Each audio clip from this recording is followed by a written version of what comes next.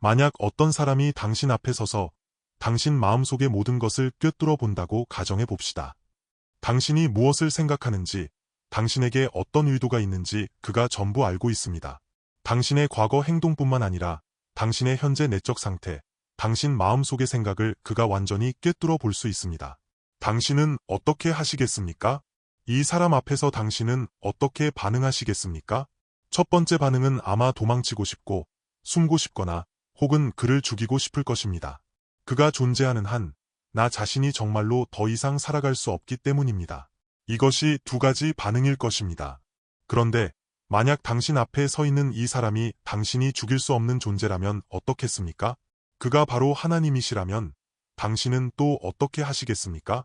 당신은 계속해서 거부하시겠습니까? 당신이 살고 싶다면 당신은 분명히 그에게 간청할 것입니다. 저를 불쌍히 여기소서, 저를 긍휼히 여기소서, 저를 구원하소서. 오늘날 천국의 복음이 우리에게 임했습니다. 그분은 이와 같이 우리에게 말씀하십니다. 우리 함께 마태복음 5장 3절 말씀을 보겠습니다. 심령이 가난한 자는 복이 있나니 천국이 그들의 것이며. 이 우주 만물을 창조하신 하나님은 거룩하시고 공의로우시며 전능하신 하나님이십니다. 그분이 어떻게 죄인을 구원하시겠습니까? 그분이 어떻게 세상을 사랑하셔서 자기 자신을 그들에게 주셨습니까? 그분은 자신의 사랑으로, 자신이 십자가에서 희생하신 사랑으로 십자가에서 모든 사람의 저주와 죄와 모든 고통의 대가를 담당하시고 하나님의 어린 양이 되시어 모든 사람의 죄악을 짊어지시고 사람을 하나님 아버지 앞으로 인도하셨습니다. 예수께서 이 많은 무리를 보셨습니다. 그들은 어떻게 이 메시아, 하나님의 아들 앞으로 나아왔습니까? 그들이 특별히 똑똑하거나 특별히 대단해서였습니까? 아니면 특별히 준비가 잘 되어서였습니까? 그들이 오랫동안 기다리다가 이 기회를 붙잡았기 때문입니까? 메시아가 오셨으니 우리가 서둘러 가서 그분께 도움을 구하자. 그들의 영리함 때문에, 그들이 기회를 잡으려는 그들의 열심 때문에 이 만왕의 왕, 만주의 주, 하나님께서 보내신 어린 양이신 메시아 앞에 나아온 것입니까? 아닙니다. 오직 주님의 은혜와 긍휼이었습니다. 그분께서 친히 그들 가운데로 들어오셨습니다. 주 예수께서 어디에 계시는지 보십시오. 갈릴리에 계십니다. 창세전에 그분은 이미 자기 자신을 그들에게 주셨습니다. 이 나사렛 사람 예수는 바로 하나님의 아들이시며 그분께서 친히 그곳, 즉 이 죽은 사람들, 어둠의 죽음의 그늘진 땅에 사는 사람들 가운데 거하셨습니다. 그분은 그들의 고통과 삶의 고난으로 가득 찬 고통의 바다를 걸으시며 갈릴리 전역을 다니셨습니다. 하나님의 은혜와 긍휼은 수고하고 무거운 짐을 진 모든 사람들, 사탄과 죄에 붙잡혀 고통에 갇힌 사람들을 비추고 끌어당기려 하심으로 그들이 비로소 주님 앞에 나아올 수 있었습니다. 그들은 여호와의 산, 하나님의 성전에 나아왔습니다. 구약시대에 광야에 신의 산 기슭에 있던 하나님의 백성들은 여호와의 산에 올라갈 수 있었습니까? 그들은 하나님의 영광, 번개와 천둥으로 가득 찬 그곳에 올라갈 수 있었습니까? 하나님께서도 말씀하셨습니다. 너희는 올라오지 말고 이 산지를 만지지도 말라. 내가 그들을 죽일까 하노라. 사실 하나님께서 그들을 초청하셨다 할지라도 그들은 감히 올 수 없었습니다. 그들이 번개와 천둥을 보고 들었을 때 죽을 만큼 두려워했기 때문입니다.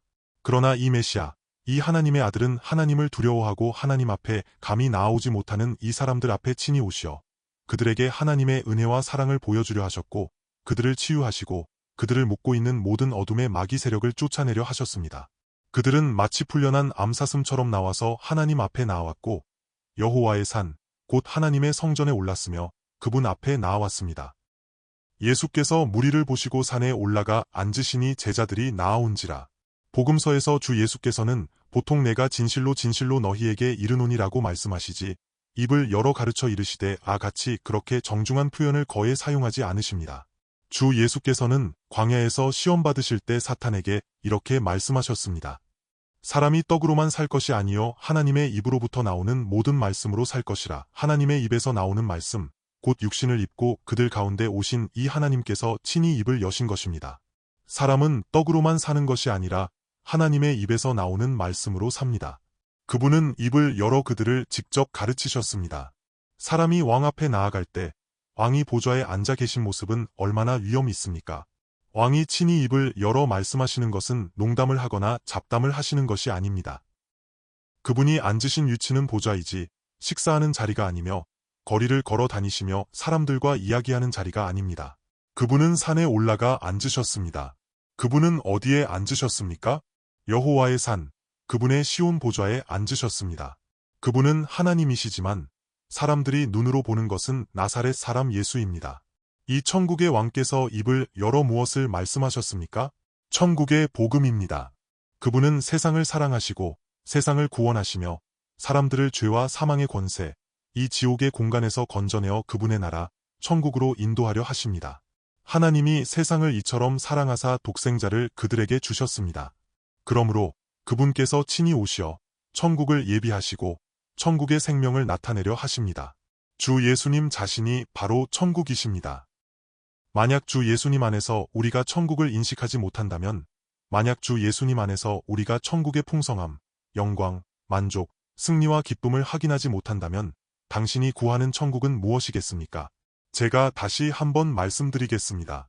만약 당신이 주 예수님 안에서 천국을 인식하고 깨닫고 사랑하지 않고 대신 자신의 육체와 종교적 관념 속에서 천국을 구한다면 당신의 관념 속에서 당신이 좋아하는 마치 세상 사람들이 추구하는 부귀영화, 체면, 영광, 풍성함, 원하는 것은 무엇이든 얻는 그런 천국이거나 혹은 천국에서 사망과 질병과 눈물이 없고 오직 영원한 복과 기쁨만 있으며 집이 모두 황금으로 지어졌고 아름답고 근심이 없으며 환희로 가득 찬 그런 천국이라면, 만약 당신이 구하는 것이 이러한 천국이라면 그것은 당신이 주 예수님 안에서 천국을 확인하지 않았고 또한 주 예수님의 생명에서 나타나는 그 풍성하고 영광스럽고 보배로운 생명을 좋아하지 않는다는 것입니다.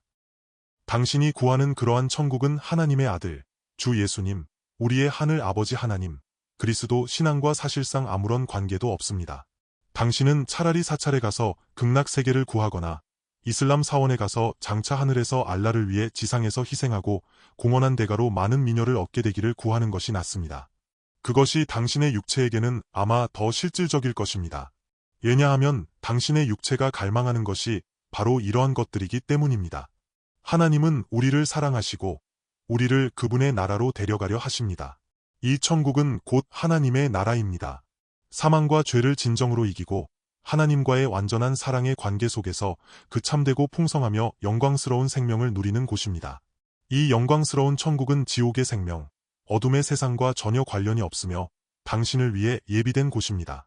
하나님은 당신이 진정으로 갈망하고 찾기를 간절히 바라시며 당신을 완전히 이 천국으로 데려가기를 갈망하십니다.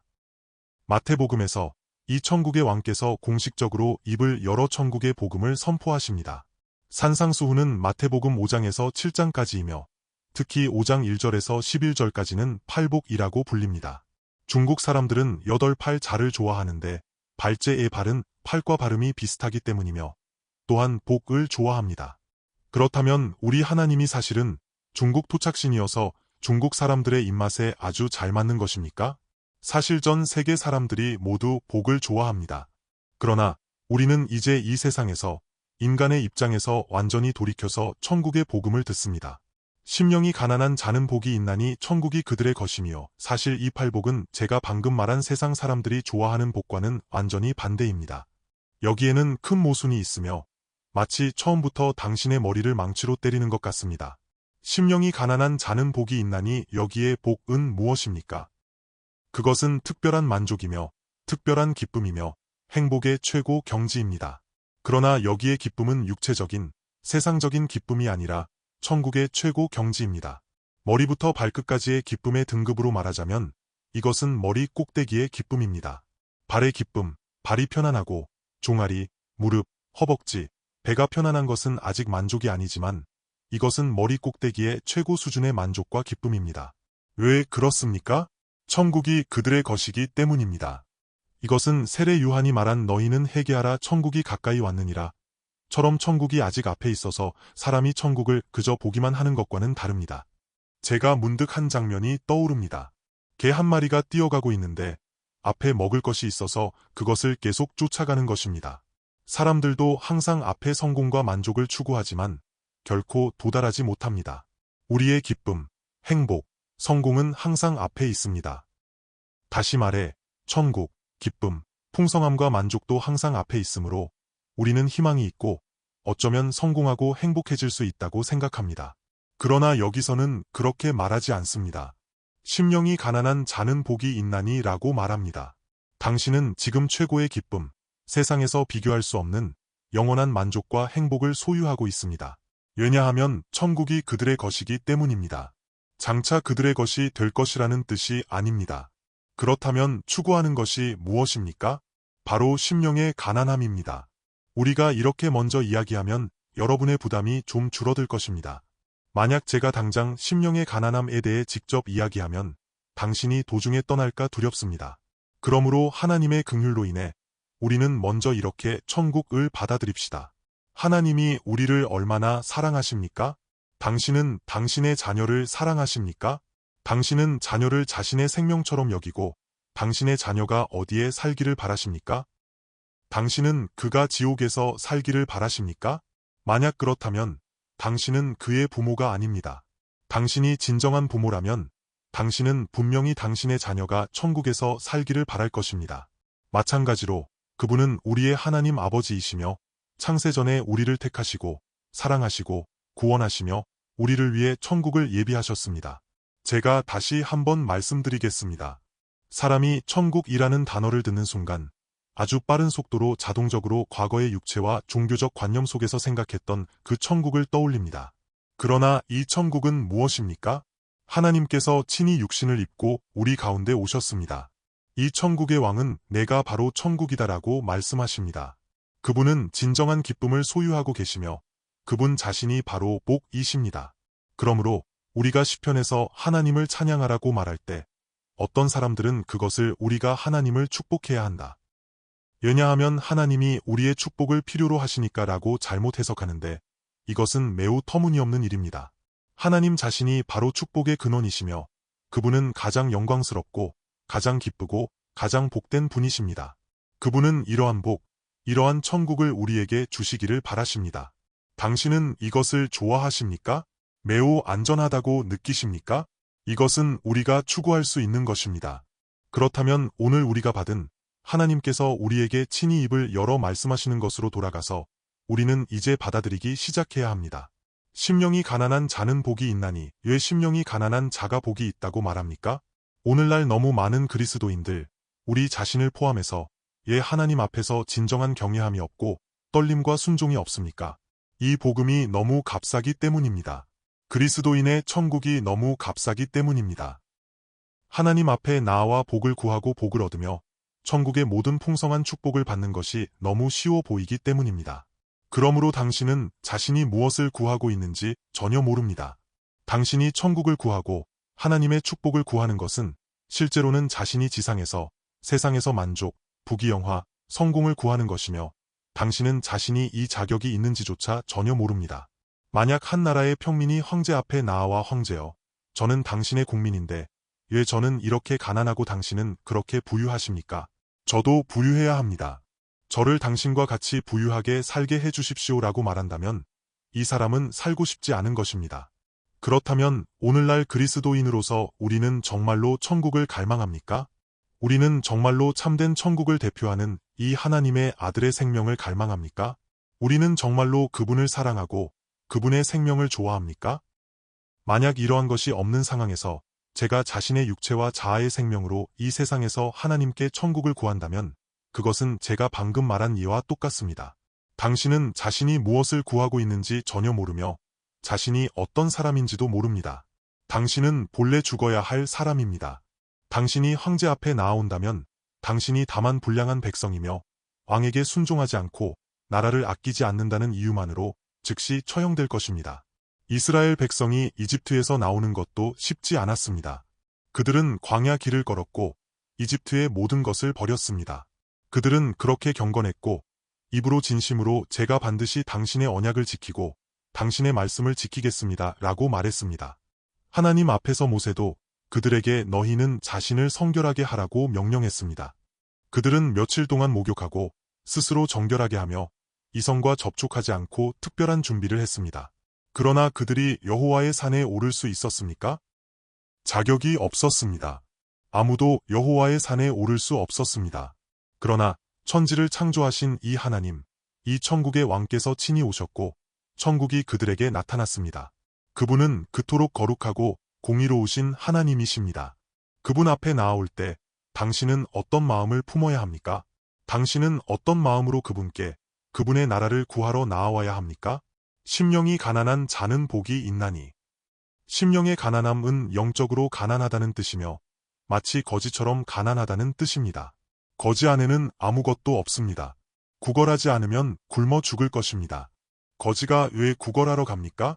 자신의 체면을 내려놓기 때문입니다. 구하지 않으면 죽어야 하기 때문입니다. 원문은 거의 이러한 뜻입니다. 심령이 가난하다는 것은 당신의 영이 아무것도 없을 정도로 가난하여 간구하지 않으면 멸망할 수밖에 없다는 것입니다. 여기서의 심은 영을 가리키는 것이지 마음을 가리키는 것이 아닙니다. 심령이 가난한 것과 마음이 가난한 것은 글자로는 비슷하지만 의미는 다릅니다. 마음이 가난한 것은 여전히 당신 내면의 자아, 육체의 생명, 당신이 생각하는 자존심의 행동입니다. 사실 사람이 왜 열등감을 느낍니까? 자존감이 낮기 때문이거나 혹은 자존심이 매우 가난하기 때문입니다. 이러한 사람은 자기 방어가 필요하며 사실은 스스로 강해져야 합니다. 열등감을 느끼는 사람은 동전의 양면과 같아서 한 면은 열등감이고 다른 한 면은 교만입니다. 이것이 바로 타락한 후 인간의 생명 상태입니다. 그러므로 그는 필사적으로 자기 방어를 하며 이는 스스로 주인 되려 하고 스스로 왕이 되려 하기 위함입니다. 이것이 바로 지옥에 속한 사람의 상태입니다. 그러나 여기서의 심령의 가난함은 나의 영이 가난하다는 것입니다. 우리에게는 자격이 없습니다.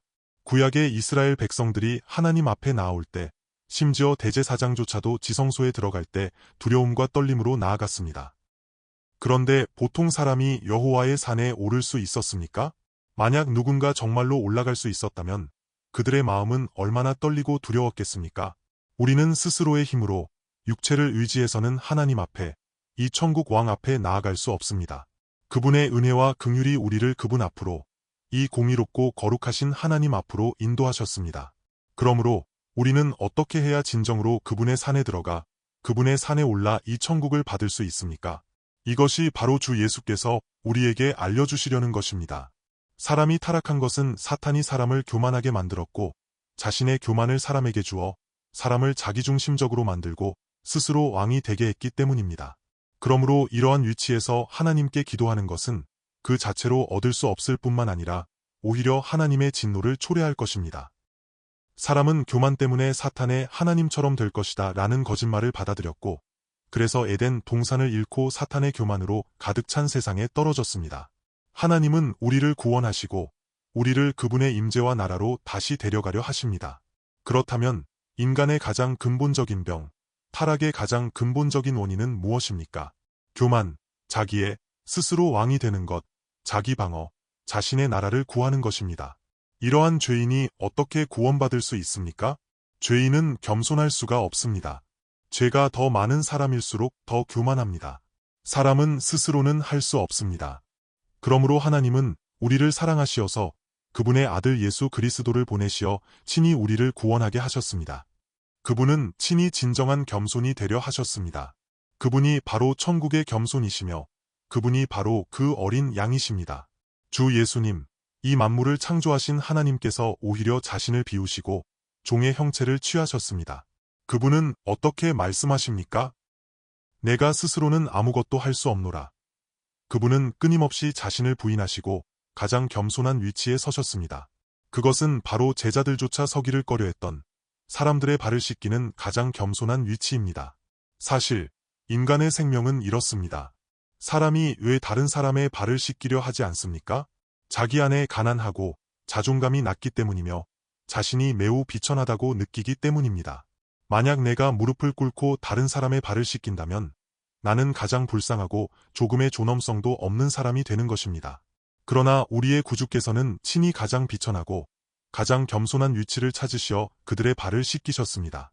그분은 스스로 가난하게 되셨습니다. 우리가 고린도후서 8장 9절을 봅시다. 우리 주 예수 그리스도의 은혜를 너희가 알거니와 부유하신 이로써 너희를 위하여 가난하게 되심은 그의 가난함으로 말미암아 너희를 부유하게 하려 하심이라. 여기서의 가난하게 되심과 심령이 가난한 자는 복이 있나니의 가난은 헬라어 원문에서 같은 단어입니다.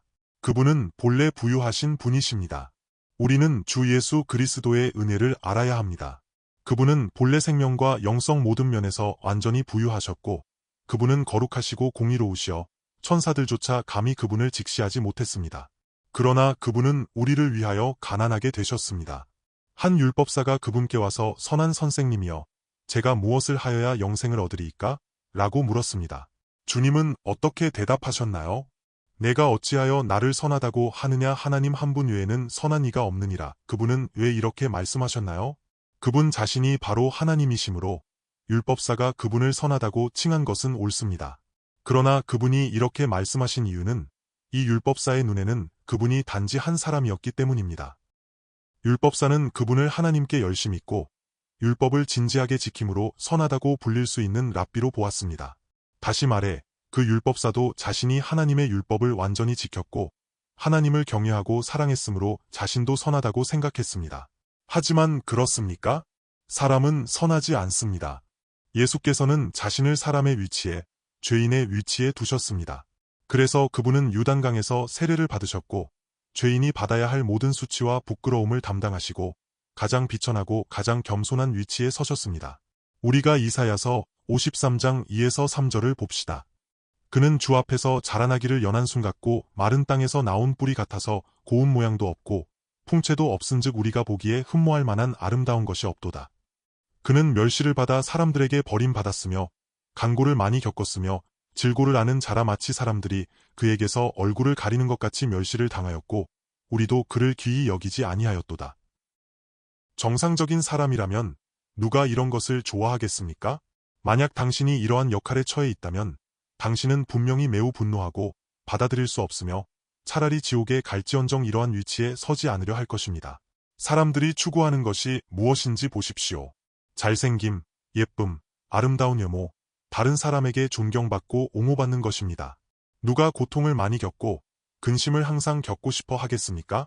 그런데 그분은 멸시를 당하셨고 마치 사람들이 그에게서 얼굴을 가리는 것 같았으며 우리는 그분을 귀히 여기지 않았습니다. 타락한 사람은 살아있는 한 이와 완전히 반대되는 것을 추구합니다. 사람은 비록 죄인이지만 부끄러움을 느껴야 마땅함에도 불구하고 죄인의 영광을 추구합니다. 제가 뉴스에서 본 적이 있는데 한 여성 살인범이 많은 사람을 죽이고 사형 선고를 받았습니다. 죽기 직전에 죄수의 마지막 요구는 대부분 들어주게 됩니다. 그녀가 요구한 것은 하이힐을 신게 하고 머리를 감고 화장을 예쁘게 하여 형장으로 나아가게 해달라는 것이었습니다. 그녀는 마지막 순간에 자신의 존엄을 구했습니다. 당신은 이것이 정상이라고 생각하십니까? 인간의 육체적 관점에서 보면 매우 정상적일 것입니다. 곧 사람은 죽음의 직면에서도 자신의 존엄과 아름다운 외모를 구합니다. 이것이 바로 죄인의 모습입니다. 우리의 주님은 누구십니까? 그분은 왜 이토록 비천하게 이 가장 수치스럽고 가장 부끄러운 상황을 담당하셔야 했습니까? 사람이 추구하는 것은 자신의 영광이며 이는 하나님의 성품과 완전히 반대되기 때문입니다. 이 죄인의 생명이 하나님 앞에 나아오는 것은 그 자체가 저주와 심판입니다. 마치 세례 요한이 요단강에 세례를 받으러 온 유대인들에게 독사의 자식들아 라고 말한 것과 같습니다. 사실 사람의 생명 자체가 이렇습니다. 죄인은 지옥의 심판 외에는 구할 것이 없습니다. 그러나 그분은 우리를 구원하시기 위해 우리 죄의 근원, 즉 자신의 욕망과 만족을 추구하는 것, 스스로 하나님이 되려는 것, 사탄이 가져온 이 저주를 해결하시기 위해 그렇게 겸손하시기를 선택하셨습니다. 우리가 할 수 없는 것을 그분이 하셨습니다. 우리가 설 수 없는 위치에 그분이 서셨습니다. 이것이 바로 천국입니다. 이러한 생명은 뱀처럼 하나님께 머리를 들고 있는 부패하고 저주받은 생명이 아니라 어린 양의 생명입니다. 그분은 자신을 아무것도 없는 것처럼 여기시고 스스로는 아무것도 하지 않으며 자신의 영광을 구하지 않으셨습니다.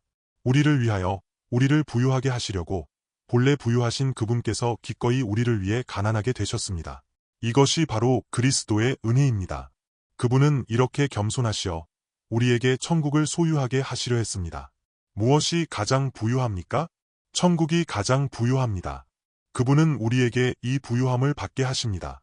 그러므로 우리는 그분 앞에 나아옵니다. 심령이 가난한 자는 복이 있나니 천국이 그들의 것이며 그렇다면 우리는 어떻게 이 천국을 소유할 수 있습니까? 어떻게 해야 그 참된 기쁨, 즐거움, 하나님의 아들의 즐거움을 얻을 수 있습니까? 주님은 내가 나의 기쁨을 너희에게 주노라고 말씀하셨습니다. 주님은 자신과 같이 겸손한 생명을 우리에게 주셨습니다. 그러므로 우리는 우리 자신을 철저히 인식해야 하며 그분의 은혜를 진심으로 찬양해야 합니다. 우리에게는 조금의 자격도 없기 때문입니다. 그러므로 심령의 가난함은 오직 그리스도의 영을 통해서만 가능합니다. 여기서의 심령의 가난함은 영적으로 가난하다는 것이며 십자가의 영이며 그리스도의 영이며 어린 양의 영입니다. 성령께서 우리를 인도하시어 우리 자신을 인식하게 하십니다. 제가 스스로 죄인임을 인정하지만 이것만으로는 충분하지 않습니다. 만약 당신이 진정으로 철저히 자아를 부정하지 않고 자신을 완전히 밀어내고 자신이 지옥의 심판 외에는 구할 것이 없음을 인식하지 못한다면, 만약 당신이 이러한 확인이 없다면 당신이 입으로 나는 죄인 중의 괴수입니다 라고 말하는 것은 단지 연기하는 것일 뿐입니다. 바울이 이 말을 했을 때 그것은 표면적인 것이 아니었습니다. 주님을 보십시오. 그분은 얼마나 겸손하십니까? 그분은 죄를 알지 못하시고 본래 거룩하고 공의로우신 하나님이시지만 그렇게 겸손하셨습니다. 바울도 마찬가지였습니다. 그가 로마서 7장에서 묘사하는 갈등은 그가 주님을 믿기 전이나 거듭나기 전의 일이 아닙니다. 그는 확인했습니다. 내 속에 선한 것이 거하지 아니하는 것을 아노니 원하는 바서는 행하지 아니하고, 그는 오호라 나는 곤고한 사람이로다. 이 사망의 몸에서 누가 나를 건져내랴라고 탄식하며 자신이 바로 죄인의 괴수이며 스스로는 조금의 희망도 없음을 확인했습니다. 그러므로 그는 십자가를 굳게 붙잡았습니다. 십자가가 없다면 그에게는 하나님 앞에서 지옥의 심판 외에는 구할 것이 없기 때문입니다. 이것이 바로 하나님의 은혜이며 그분은 우리를 그분의 나라, 천국으로 데려가려 하십니다. 그분 자신이 바로 천국이시며 그분은 반드시 우리를 그곳으로 데려가실 것입니다. 그러므로 우리가 심령이 가난하지 않다면 천국과는 상관이 없습니다. 이것은 선택 문제가 아닙니다. 이 길이 더 어려우니 저는 우회해서 가겠습니다 라고 말하는 것이 아닙니다. 다른 길은 없습니다. 주 예수께서 말씀하셨습니다. 내가 곧 길이요 진리요 생명이니 그분의 도, 그분의 말씀, 그분의 생명 외에는 다른 길이 없습니다. 그렇지 않다면 당신이 구하는 천국은 하나님의 아들 예수 그리스도의 천국이 아니라 석가모니의 극락 세계이거나 이슬람교의 천국일 것입니다. 그분은 우리를 사랑하시고 우리를 영적으로 가난한 위치로 데려가십니다. 구원은 바로 그곳에서 시작됩니다. 이 구원은 영원 전부터 시작되었으며 그분은 또한 반드시 완성하실 것입니다. 그러므로 우리 그리스도인들은 자신의 의로 사는 것이 아니라 하나님의 의로, 하나님의 의를 힘입어 삽니다. 따라서 내 안에 선한 것이 없음을 인정하고 한 가지를 철저히 확인하고 붙잡습니다. 나는 바로 영적으로 가난하고 아무것도 없는 사람이라는 것입니다. 나의 자아의 본성은 지옥의 심판 외에는 구할 것이 없습니다. 우리는 이렇게 자기인식을 받아들여야 합니다. 이사야서 61장 1절에서 3절을 말씀을 봅시다. 주 여호와의 영이 내게 내리셨으니 이는 여호와께서 내게 기름을 부으사 가난한 자에게 아름다운 소식을 전하게 하려 하심이라. 나를 보내사 마음이 상한 자를 고치며 포로된 자에게 자유를, 갇힌 자에게 노임을 선포하며 여호와의 은혜의 해와 우리 하나님의 보복의 날을 선포하여 모든 슬픈 자를 위로하되 시온에서 슬퍼하는 자에게 화관을 주어 그 죄를 대신하며 기쁨의 기름으로 그 슬픔을 대신하며 찬송의 옷으로 그 근심을 대신하시고 그들이 위에 나무 곧 여호와께서 심으신 그 영광을 나타낼 자라 일컬음을 받게 하려 하심이라. 여기서 복음은 누구에게 전파됩니까? 가난한 자에게 전파됩니다. 이것은 심령이 가난한 자는 복이 있나니 같은 의미입니다. 이는 하나님께서 당신의 마음을 예비하시어 당신이 자신의 가난함을 보게 하신다는 것을 의미합니다. 하나님의 은혜, 십자가의 영이 당신을 인도하고 감동하실 것입니다. 만약 당신에게 십자가의 영, 하나님의 어린 양의 영이 없다면, 그분의 은혜가 없다면 당신은 계속해서 뱀처럼 하나님과 사람 앞에서 머리를 들고 마치 그 유대인들처럼 자신이 율법을 지켰고 죄가 별로 없으며 저 죄인들과는 다르다고 생각할 것입니다. 그러므로 천국의 왕이 오실 때 하나님의 은혜와 긍휼도 똑같이 임하시어 그분의 백성을 예비하려 하십니다. 우리는 앞 설교에서 주님께서 마음이 상한 자를 고치기 위해 우리를 보내셨음을 확인했습니다. 이는 우리가 먼저 마음이 상한 자가 되어야 함을 의미합니다. 왜냐하면 우리가 하나님 앞에 나아와 그분의 긍휼과 구원과 나라를 갈망할 때 자신이 비참한 사람이며 마음이 상한 사람임을 발견하기 때문입니다. 그분은 또 포로된 자에게 자유를 선포한다고 말씀하셨습니다. 이는 우리가 스스로 죄와 사망에 묶인 사람임을 인정해야 함을 의미합니다. 여호와의 은혜의 해를 선포하고 모든 슬픈 자를 위로한다고 하셨습니다. 아무도 가난, 마음의 상함, 슬픔을 좋아하지 않습니다. 그러나 성경은 이어서 시온에서 슬퍼하는 자에게 화관을 주어 그 죄를 대신한다고 말합니다. 구약에서 요나가 니느웨 성에 하나님의 심판을 선포했을 때 앙부터 백성에 이르기까지 심지어 가축까지도 굵은 베옷을 입고 죄를 뒤집었었고 그래서 그들이 구원을 받았습니다. 이것이 바로 하나님의 은혜이며 복음의 임재입니다. 그러므로 천국의 복음이 정말로 우리에게 임했다는 한 가지 증거는 우리가 가장 겸손한 위치에서 철저히 자신을 부인하며 이 천국의 왕을 영접하고 있다는 것입니다. 말씀에서는 또 찬송의 옷으로 그 근심을 대신하고 그들이 위의 나무가 되게 한다고 말합니다. 누가 위의 나무입니까? 나 자신입니까? 아닙니다. 오직 하나님의 아들만이 위의 나무이십니다. 그분은 포도나무이시고 우리는 가지이며 여호와께서 심으신 그 영광을 나타낼 자입니다. 이 모든 것은 그분께서 예비하신 것입니다. 우리가 이사야서 66장 2절에서 3절을 보겠습니다. 나 여호와가 말하노라 내 손이 이 모든 것을 지었으므로 그들이 생겼느니라 무릇 마음이 가난하고 심령에 통회하며 내 말을 듣고 떠는 자 그 사람은 내가 돌보려니와 소를 잡아드리는 것은 살인함과 다름이 없이 하고 어린 양으로 제사 드리는 것은 개의 목을 꺾음과 다름이 없이 하며 드리는 예물은 돼지 피와 다름이 없이 하고 분향하는 것은 우상을 찬송함과 다름이 없이 하는 그들은 자기의 길을 택하며 그들의 마음은 가증한 것을 기뻐한즉 여호와께서 돌보시는 사람은 심령이 가난하고 통회하는 자입니다. 그러나 위선자들은 스스로 경건하다고 생각하고 하나님 앞에서 제사를 드리지만 소를 잡아드리는 것은 살인하는 것과 같이 어린 양으로 제사 드리는 것은 개의 목을 꺾음과 같이 합니다. 그들이 스스로 종교적 의를 추구하는 이러한 종교 행위는 얼마나 부패했습니까? 그들은 스스로 하나님의 선택받은 백성이고 하나님이 기뻐하시는 자라고 생각합니다. 왜냐하면 그들이 하나님을 섬기고 사랑하기 때문입니다. 그러나 실제로는 그들의 행위가 개의 목을 꺾는 것, 돼지 피를 드리는 것, 우상을 찬송하는 것과 같습니다. 이 사람들은 자기의 길을 택합니다. 이는 하나님 앞에서 하나님이 원하시는 것은 재물이 아니라 상한 심령임을 보여줍니다. 이번에 우리가 천국의 복음을 받을 때 저 자신도 다시 받고 다시 깨닫습니다. 천국을 인식하는 것은 그분을 인식하는 것이며 그분의 나라와 생명을 인식하는 것입니다. 우리 자신이 심령이 가난하다는 것이 무엇인지, 천국이 무엇인지 철저히 분명히 해야 합니다. 이것은 구호가 아니며 지식이 아니라 당신이 실제로 천국의 기쁨과 만족, 하나님의 아들의 생명을 소유하게 하는 것입니다. 그러나 저의 생명과 그분의 생명 사이에는 얼마나 큰 간격이 있습니까? 우리가 시편 40편 17절을 봅시다. 나는 가난하고 궁핍하오나 주께서 나를 생각하시오니 주는 나의 도움이시오 나를 건지시는 이시라 나의 하나님이여 지체하지 마소서. 하나님은 가난하고 궁핍한 사람을 구원하십니다. 이 시는 다윗 왕이 썼습니다. 그가 왕이었을 때 썼습니다. 그가 자기 집에 먹을 것이 없고 살 곳이 없으며 굶어 죽게 되었다는 말이 아닙니다. 하나님 앞에서 그의 마음이 얼마나 곤고하고 궁핍했는지를 말하는 것입니다. 그러므로 주께서 그를 생각하시고 그를 도우시며 그를 건지십니다. 이것이 바로 천국이며 우리를 그분의 나라로 인도하시는 하나님의 구원 사역입니다. 우리가 다윗이 하나님 앞에서 자신의 본 모습을 어떻게 인정했는지 다시 봅시다. 시편 51편 1에서 3절입니다. 하나님이여 주의 인자를 따라 내게 은혜를 베푸시며 주의 많은 긍휼을 따라 내 죄악을 지워 주소서 나의 죄악을 말갛게 씻으시며 나의 죄를 깨끗이 제하소서 무릇 나는 내 죄과를 아오니 내 죄가 항상 내 앞에 있나이다. 5절입니다. 내가 죄악 중에서 출생하였으며 어머니가 죄 중에서 나를 잉태하였나이다.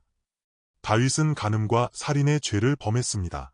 선지자가 그를 책망하기 전에는 그는 스스로 잘 지내고 있다고 느꼈습니다. 그는 왕이었고 자신도 율법을 지켰다고 생각했기 때문입니다. 그러나 나단 선지자가 그의 죄를 지적한 후에야 그는 자신이 어떤 사람인지 알게 되었습니다. 여기서의 죄는 단수의 어떤 한 가지 죄를 가리키는 것이 아니라 복수입니다.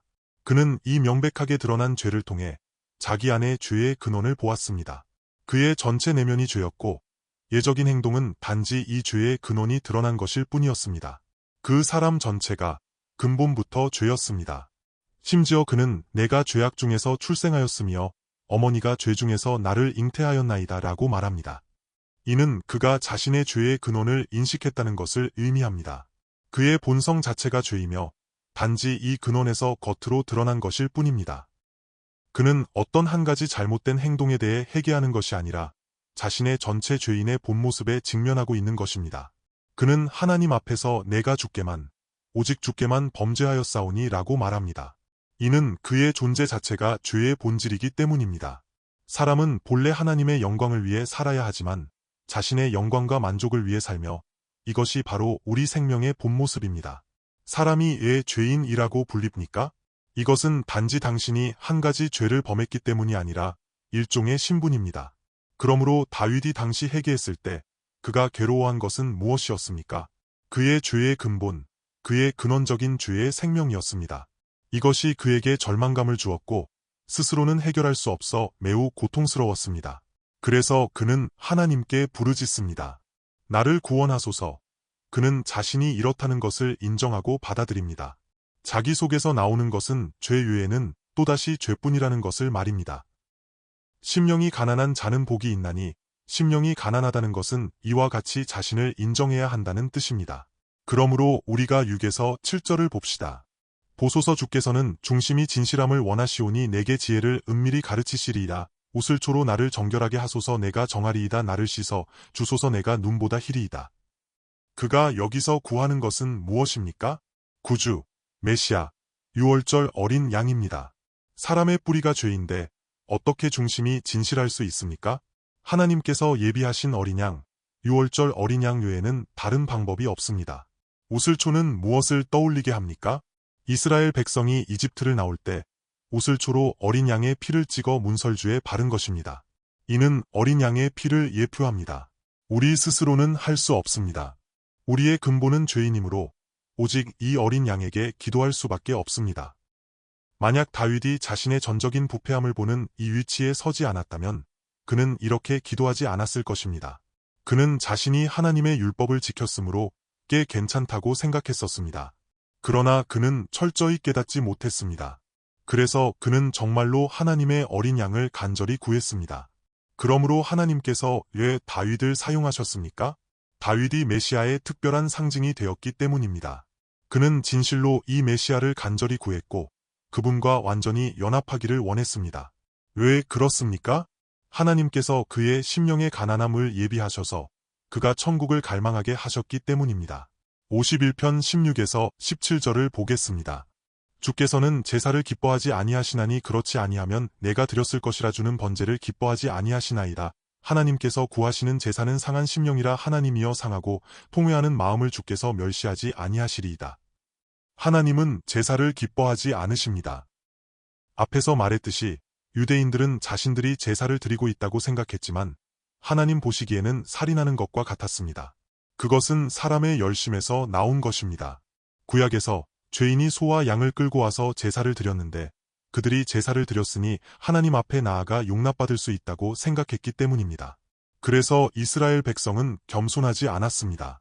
자신들이 율법을 지켰고 규례대로 제사를 드렸다고 생각했기 때문입니다. 그러나 그 제물은 하나님이 기뻐하시는 어린 양을 예표하는 것이었습니다. 하나님이 원하시는 것은 상한 심령입니다. 누가 그 상한 심령입니까? 바로 이사야서 53장에서 묘사된 고통을 많이 겪었고 근심을 항상 겪었던 그분입니다. 그분이 바로 그 상한 심령이십니다. 하나님이여 상하고 통회하는 마음을 주께서 멸시하지 아니하시리이다. 그분은 먼저 우리를 위해 겸손하시고 우리를 위해 슬퍼하시며 그 상한 심령이 되셨습니다. 만약 우리가 그분을 영접하지 않고 그분을 사랑하지 않으며 이 십자가 위에 어린 양을 소유하지 않고 그분의 십자가의 겸손함과 연합하지 않는다면 우리는 하나님을 기쁘시게 할 수 없고 그분의 나라도 구할 수 없습니다. 그분은 우리를 위해 예비되신 분이십니다. 그러므로 오늘날 우리는 정말로 천국을 갈망합니까? 정말로 하나님의 아들의 생명, 하나님이 기뻐하시는 그 승리, 풍성함, 기쁨과 부유함을 갈망합니까? 그분은 본래 부유하신 분이셨으나 우리를 위해 가난하게 되셨습니다. 그렇다면 우리는 그분을 영접해야 합니다. 그분이 심령이 가난한 자를 위해 자신을 예비하셨기 때문입니다. 누가 진정으로 심령이 가난할 수 있습니까? 주님 그분 자신이 바로 심령이 가난한 모본이십니다. 그분은 그렇게 겸손하셨습니다. 바울도 마찬가지였습니다. 그는 자신이 스스로는 아무것도 할 수 없음을 진정으로 알았고 나는 곤고한 사람이로다 라고 말했습니다. 그러므로 그는 십자가 외에 주님 외에 어린 양 외에 다른 구원이 없었습니다. 그래서 그는 그분을 굳게 붙잡고 날마다 그분과 연합하며 자신의 생명은 죽었습니다. 베드로도 마찬가지였습니다. 후에 그는 성령으로 충만하여 큰 사도가 되었고 평생 주님을 위해 생명을 바쳤습니다. 그러나 그가 죽을 때 그는 제가 주님처럼 십자가에 못 박히는 것은 합당하지 않습니다 라고 말했습니다. 그는 자신의 육체와 자아의 생명으로 볼 때 지옥의 심판 외에는 구할 것이 없음을 깊이 알았습니다. 이것은 하나님의 은혜입니다. 바울은 에베소서에서 하나님이 우리를 구원하신 것은 그분의 영광스러운 은혜를 찬송하게 하려 하심이라고 말합니다. 그래서 베드로는 마지막에 순교할 때 자신이 합당하지 않다고 생각했기 때문에 거꾸로 십자가에 못 박히는 것을 선택했습니다. 그러므로 성령을 통하여 진정으로 심령이 가난하고 진정으로 겸손하신 하나님의 어린 양을 통하여 우리는 비로소 이 천국을 받고 살아낼 수 있습니다. 오늘날 우리가 이러한 심령의 가난함과 겸손함으로 하나님의 어린 양을 영접하지 않고 그분의 겸손함과 십자가에 연합하지 않는다면 비록 자칭 유대인이라 하나 실상은 사탄의 해당에 속한 사람이 될 것입니다. 요한계시록 2장 9절을 보겠습니다. 내가 내 환난과 궁핍을 알거니와 실상은 내가 부유한 자니라. 또 자칭 유대인이라 하는 자들의 비방도 알거니와 실상은 유대인이 아니요 사탄의 해당이라. 여기에 내 궁핍이라고 말하는데 이 궁핍은 심령이 가난한 자는 복이 있나니의 가난과 같은 단어입니다. 이는 하나님과 어린 양 앞에서 어린 양의 겸손과 생명을 끊임없이 확인하며 이러한 생명을 소유하는 것이 진정한 부유함이라는 것을 가리킵니다. 마치 고린도후서에서 말했듯이 그리스도의 은혜는 그분이 본래 부유하셨으나 우리를 위해 가난하게 되셨고 우리를 위해 죄인의 모습이 되시어 십자가 위에서 자신을 아무것도 없는 것처럼 여기신 것입니다. 그분은 하나님 아버지 외에는 의지할 곳이 없으셨고 철저히 자신을 부인하셨습니다. 이 가련하고 가난한 제자들을 위해 그분은 그들의 발을 씻기셨습니다. 그분은 우리를 위해 가난하게 되시어 우리를 부유하게 하려 하셨습니다. 이것이 바로 진정한 부유함입니다. 왜 그렇습니까? 우리가 천국을 소유했기 때문이며 천국이야말로 가장 부유하기 때문입니다. 그러나 자칭 유대인이라 하며 육체적으로 자신의 종교적 의를 구하고 율법을 지킴으로써 하나님을 섬기는 사람들은 실상은 사탄의 해당에 속한 사람들입니다. 요한계시록 3장 17절을 보겠습니다. 내가 말하기를 나는 부자라 부유하여 아무것도 부족한 것이 없다 하나 내 곤고한 것과 가련한 것과 가난한 것과 눈먼 것과 벌거벗은 것을 알지 못하는도다. 이것은 영적인 상태입니다. 그들은 나는 매우 부유하다. 나는 하나님의 종이다 라고 말하지만 자신이 영적으로 곤고하고 가련하고 가난하고 눈멀고 벌거벗은 것을 알지 못합니다. 사실 당시 초기 교회는 영지주의와 유대주의라는 가장 큰 이단적 도전에 직면해 있었습니다. 영지주의는 죄의 문제를 중요하게 여기지 않았으며 육체가 부패해도 상관없고 영적으로 하나님을 사랑하면 된다고 생각했는데 이는 그리스도의 거룩한 생명과 완전히 반대됩니다. 반면에 유대주의는 율법을 지킴으로써 자신의 의를 추구했습니다. 다시 말해 그들 모두 겸손하지 않았고 심령이 가난하지 않았으며 스스로 잘 지내고 있다고 생각했습니다. 자신들이 이미 천국에 살고 있고 자신의 영적인 만족 속에 살고 있다고 생각했습니다. 왜냐하면 그들이 매일 제사를 드리고 하나님을 열심히 섬겼기 때문입니다. 실제로 이 시대는 똑같은 문제에 직면해 있습니다. 우리는 어린 양의 겸손함을 인식하지 못하고 어떻게 천국을 구해야 할지, 어떻게 천국을 확인해야 할지 모릅니다. 진정한 심령의 가난함이 없기 때문입니다. 다시 한번 말하겠습니다. 우리 스스로는 생명 안에 진정한 겸손이 있을 수 없습니다. 그러나 그분 자신의 생명이 성령을 통하여 십자가의 영을 통하여 그리스도 어린 양의 겸손을 우리에게 주시어 우리가 한편으로는 자아라는 이 위치에서 철저히 자신을 부인할 수 있게 하시고 다른 한편으로는 오늘 매 순간 그분 앞에 나아와 오직 그분의 은혜와 사랑만을 의지하게 하십니다. 그분 앞에서 그분과 그분의 십자가 외에는 어린 양의 생명 외에는 우리가 구할 것도 자랑할 것도 없습니다. 바로 이 자리에서 당신은 하나님의 아들 천국의 풍성함과 만족을 발견할 것입니다. 그분은 우리를 사랑하시고 우리를 그분의 천국으로 데려가려 하십니다. 심령이 가난한 자는 복이 있나니 천국이 그들의 것이며 이 하나님의 아들, 이 하나님의 어린 양께서는 이 약속을 우리에게 정말로 성취하시려 합니다. 우리는 우리의 본래 뿌리가 무엇인지, 우리가 본래 어떤 사람이었는지 잊어서는 안 됩니다. 우리가 육신 안에 살고 있기 때문에 이 세상의 시험과 도전에 끊임없이 직면할 것입니다. 그러므로 우리는 정말로 끊임없이 자신을 부인하고 하나님의 어린 양이신 주님을 굳게 붙잡아야 합니다. 그분이 바로 우리의 구원이시며 그분이 바로 우리의 천국이십니다. 오늘날 그분은 우리를 구원하시고 우리를 그분의 천국으로 인도하십니다. 우리 함께 기도합시다.